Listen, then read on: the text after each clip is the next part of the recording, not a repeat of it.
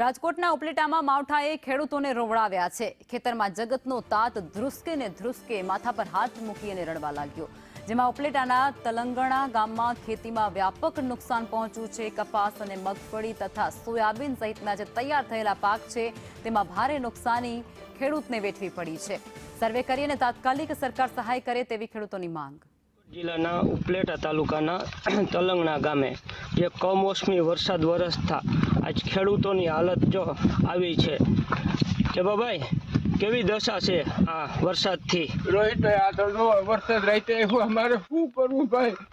મારો દીને ગાયનો નીર સારો હતો, મારે મજૂર ના દેવાના બાકી છે, હવે ઈ તો મારે ગાયનો નિર્ણય નહીં થાય ભાઈ। હું રોહિતભાઈ આમાં કઈ નહીં થાય બાપા, અમે મરી ગયા। એક બાજુ કુદરતનો માર, એક બાજુ ભાવનો તકલીફ વાળું।